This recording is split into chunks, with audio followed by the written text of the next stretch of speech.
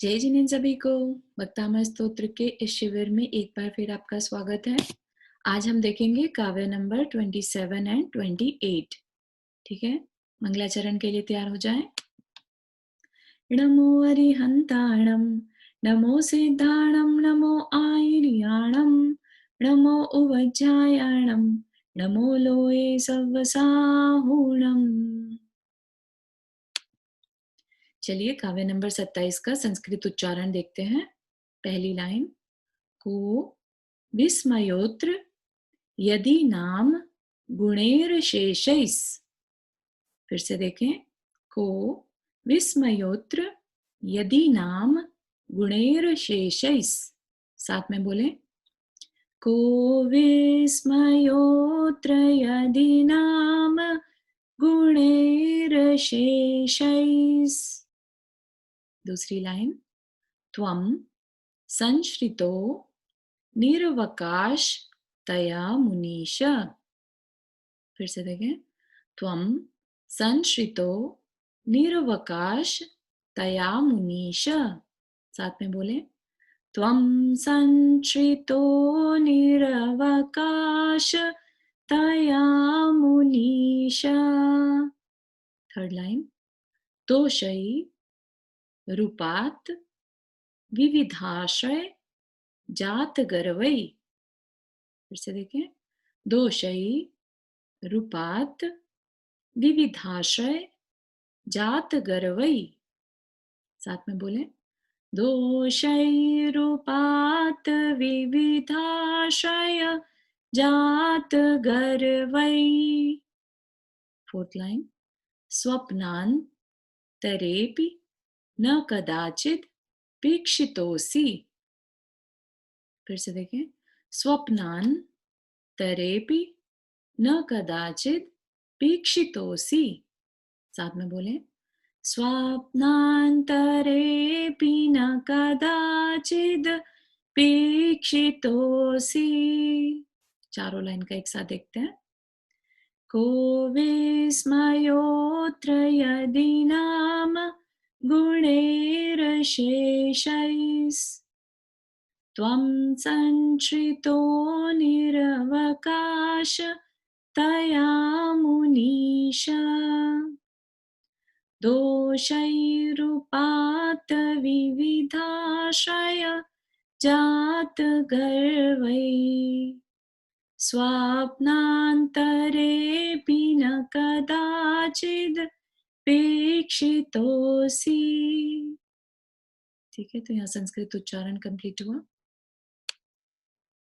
ये English pronunciation. Meaning देखते हैं फर्स्ट टू लाइंस के।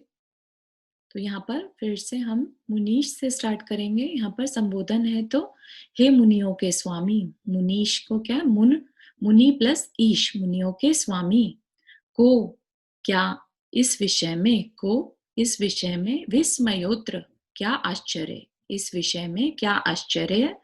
यदि नाम, यदि, गुणैर्शेषैस्, गुणैर्शेषैस् गुण और अशेष। ठीक है, तो समस्त गुणों के द्वारा, त्वम आप, शेषैस् का स इधर आ गया, त्वम आप, संश्रित संश्रितो आश्रित हुए हैं, निरवकाशतया अन्य जगह स्थान न मिलने के कारण।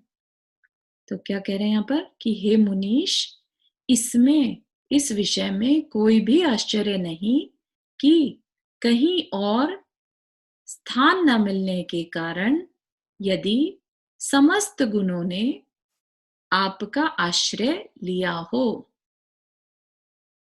अगली दो लाइन देखते हैं। दोषई, दोषई दोषों के द्वारा उपात प्राप्त हुए। तो दोषई का जो विसर्ग थी उसका यहाँ पर रू बन जाता है, र और प्लस उपात, तो उपात, दोषई उपात, संधि विच्छेद करेंगे।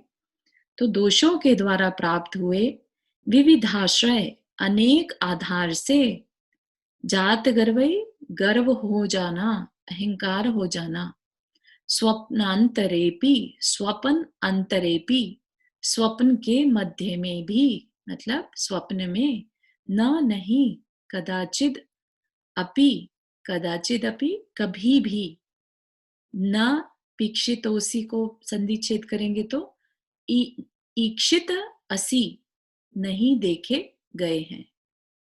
ठीक है, तो यहाँ पर क्या कह रहे हैं कि जो अन्य आधार हैं, जो उनके अन्य आधार हैं अनेक बाकी जगहों पर, जो दोष थे अहंकार में भरकर, क्योंकि उनको बाकी जगह आश्रय मिल गया, तो वह आपके स्वप्न में भी कभी नहीं देखे गए। ठीक है, तो यहाँ पर क्या कह रहे हैं कि दोष जो है अहंकार में भरने के कारण दूसरों का आश्रय ले लेने से अपने स्वप्न में भी आपका आश्रय पाने की नहीं सोचते। ठीक है, तो ये अलंकार की भाषा है, क्योंकि आचार्य मानतुंग स्वामी बहुत बड़े कवि रहे थे, इसलिए उन्होंने इस तरह से इसका प्ररूपण किया है। चारों लाइन का एक साथ देखते हैं।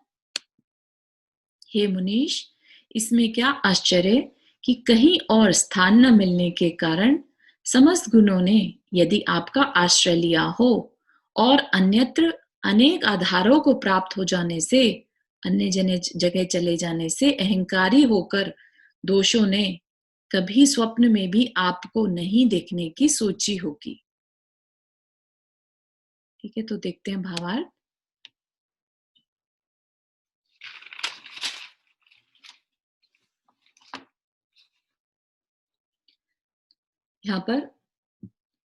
यहाँ पर आचार्य मानतुंग स्वामी जो हैं वे क्या कह रहे हैं कि भगवान आपके जितने भी अच्छे गुण थे, मुख्य गुण थे, वे संपूर्ण गुणों ने आपका आश्रय ले लिया है। यहाँ पर आचार्य मानतुंग स्वामी क्या कहना चाह रहे हैं कि इस जगत में जितने भी अच्छे और मुख्य गुण थे, उन सब ने क्या किया, संपूर्ण गुणों ने, संपूर्ण वर्ड स्पेशली यूज किया है, संपूर्ण गुणों ने आपका आश्रय ले लिया, क्योंकि उन्हें किसी ने भी स्थान नहीं दिया। तो स्थान क्यों नहीं दिया? क्योंकि पूरा संसार जो है वो दुर्गुणों से, दोषों से भरा है, और भगवान क्या है, निर्दोष हैं। तो सारे दोष जो थे, दोष वाले गुण जो थे, दुर्गुण थे, उनको तो संसार में आश्रय मिल गया, लेकिन गुणों को किसी ने आश्रय नहीं दिया, इसलिए उनको आश्रय कहाँ मिला? जाकर आपके अंदर।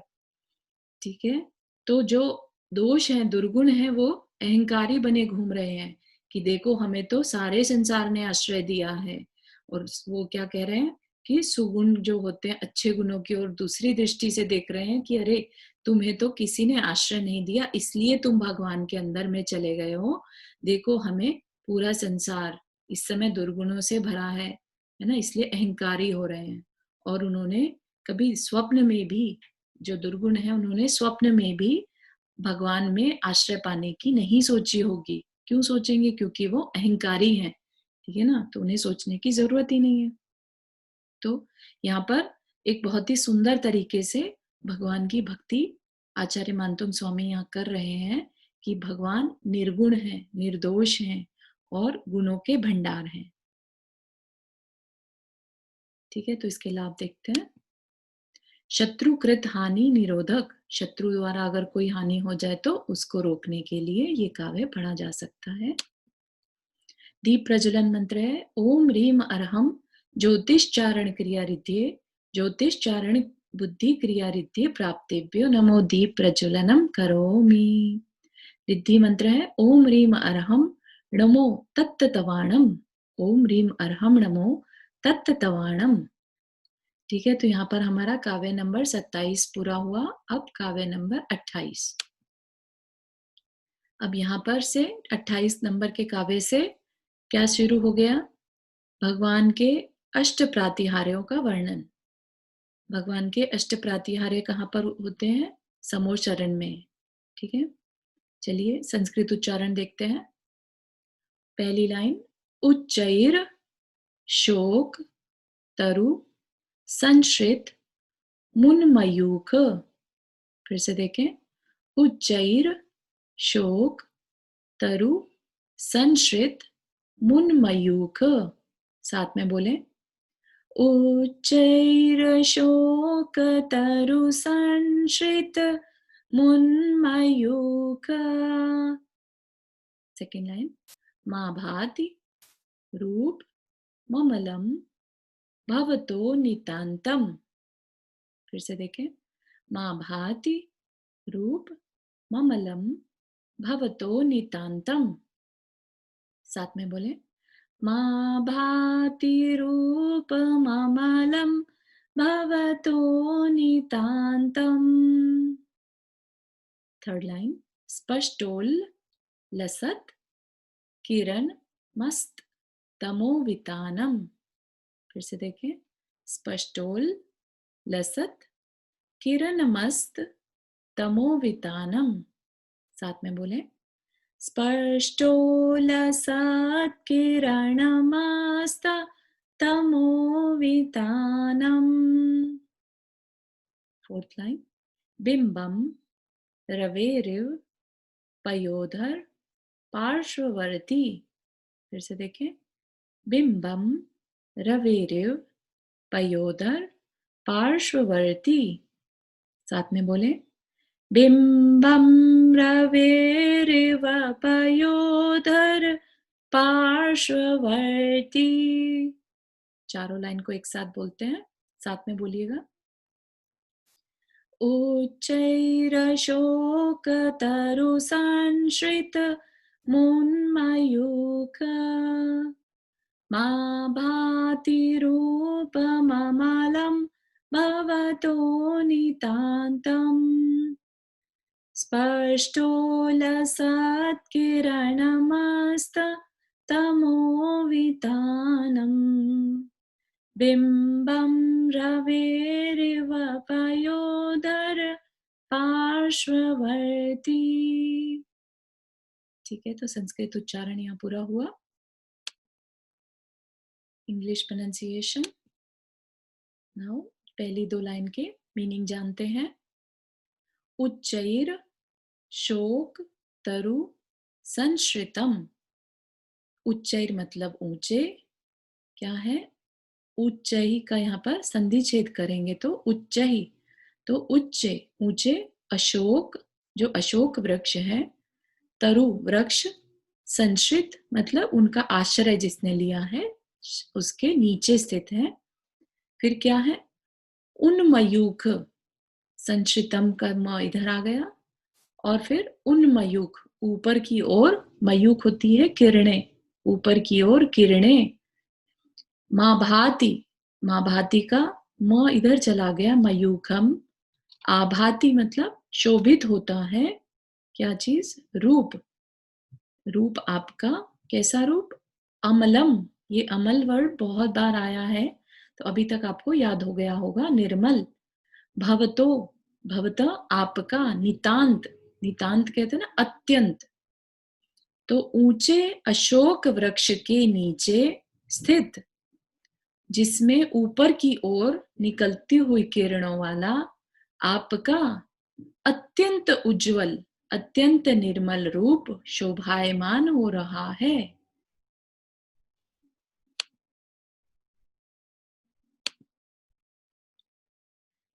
अगली दो लाइन देखते हैं. स्पष्टोल्लसत किरणम. स्पष्टोल्लसत किरणम स्पष्ट रूप से. किरणमस्त किरणें जिसकी. ठीक है. अस्त तमोवितानम. किरण. किरणम यहां तक हमने पहले अभी समझा. अस्त तमोवितानम. अस्त मतलब नष्ट होना. तमो अंधकार. वितान समूह. तो नष्ट कर दिया है अंधकार का समूह जिसने.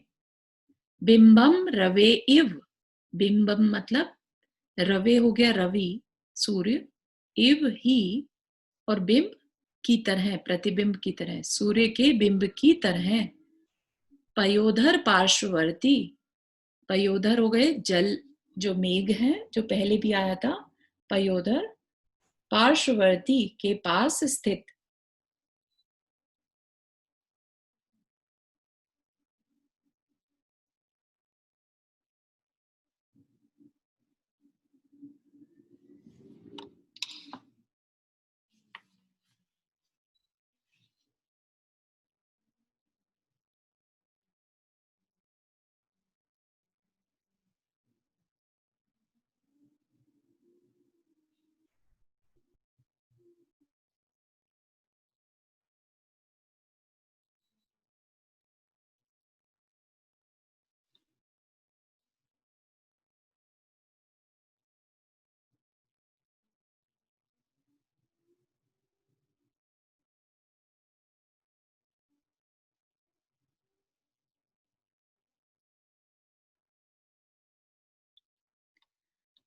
दोनों लाइन को एक साथ देखें तो, मेघों के निकट स्थित अंधकार समूह के नाशक। मेघ आ जाए तो अंधकार हो जाता है, लेकिन ऐसे में सूर्य का बिंब क्या होगा, मेघों के निकट होने से जो उसके अंदर से रोशनी, अलग ही तरह की रोशनी निकलती है ना, अत्यंत चमकती हुई, ऐसी स्पष्ट चमकती हुई किरणों से आपका रूप शोभायमान हो रहा है। ठीक है, चारों को एक साथ देखें तो, ऊंचे अशोक वृक्ष के नीचे स्थित ऊपर की ओर निकलती हुई किरणों वाला आपका अत्यंत उज्जवल रूप, मेघों के निकट स्थित अंधकार समूह के नाशक सूर्य बिंब की तरह ही अत्यंत चमकती हुई किरणों से शोभित होता है। भावार्थ देखें। भावार्थ में अब यहाँ पर आचार्य मानतुंग स्वामी भगवान के अष्ट प्रातिहार्यों का वर्णन में सबसे पहले किसका वर्णन कर रहे हैं, अशोक वृक्ष का। तो अशोक वृक्ष में, अशोक वृक्ष क्या है, मणियों से बना एक वृक्ष है, जिसमें ये हरे रंग ही होता है, लेकिन मणियों से बना हुआ वृक्ष है, ये कोई रियल वृक्ष नहीं है, और ये भगवान की ऊंचाई से 12 गुना ऊंचा होता है। ठीक है, और इसमें बैठे हुए, इसके नीचे बैठे हुए भगवान कैसे लग रहे हैं, भगवान के अंदर से तेज प्रकाश निकल रहा है। पहले के काव्यों में भी बताया ना, सूर्य और चंद्रमा से भी तेज प्रकाश निकलता है, वहां पर अंधकार नहीं रहता, दिन रात की भी जरूरत नहीं रहती, इतना प्रकाश भगवान के मुख से निकल रहा होता है। और क्योंकि वह गहरे रंग का बैकग्राउंड में गहरे रंग का, हरे रंग का जो प्रकाश वृक्ष है, अशोक वृक्ष, उसके आगे भगवान है ना, तो वो अलग ही कंट्रास्ट होने से अद्भुत किरणें उसमें से निकलती हुई प्रतीत हो रही हैं। कैसे कंपेयर किया, जैसे तारा जो सूर्य के, सूर्य का प्रकाश जब बादलों के पास होता है तो अलग ही तरह से चमकता है। ठीक है, तो भगवान की जो ऑरा है, भगवान के अंदर से जो प्रकाश निकल रहा है, वह बहुत अलग ही तरह की एनर्जी के साथ है, बहुत पॉजिटिव एनर्जी के साथ है। जैसे हमने मुनि महाराज के पास भी अगर आप कभी गए हैं, तो उनका ऑरा बहुत स्ट्रांग रहता है और वहां जाकर हमें शांति का अनुभव होता है ना। ऐसे ही मंदिर की अपनी ऑरा होती है, वहां जाके हमें शांति का अनुभव होता है। तो सोचिए, जहां पर साक्षात भगवान तीर्थंकर विराजमान हो, वहां पर किस तरह की ऑरा हो रही होगी, है ना। तो भगवान की औरा में जाने से हम सबका मन बहुत शांत हो जाता है। तो ऐसा भगवान का वह अशोक वृक्ष है, जिसके नीचे भगवान का चमक से चमक वाला शरीर शोभायमान हो रहा है। ठीक है, यह जो काव्य है, यह सर्व कार्य सिद्धिदायक काव्य है। आप इसे जरूर पढ़ें, जितना आप में क्षमता है उतनी बार। दीप प्रज्वलन मंत्र है, ओम रीम अर्हम मरुच्चारण क्रिया रिद्धि, मरुच्चारण क्रिया रिद्धि प्राप्तेभ्यो नमो दीप प्रज्वलनम करोमि। रिद्धि मंत्र है, ओम रीम अर्हम नमो महातवाणम, ओम रीम अर्हम नमो महातवाणम। ठीक है, आइए जिन्वानी स्तुति करते हैं। जावाणी के ज्ञान से सूझे लोकालोक, सोवाणी मस्तक धरो सदा देत हो दो। हे जिनवाणी भारती तो ही जपो दिन रैन, जो तेरा शरण आ गए सो पावे सुख चैन। जय जिनेन। सभी को अगली क्लास में फिर मिलेंगे।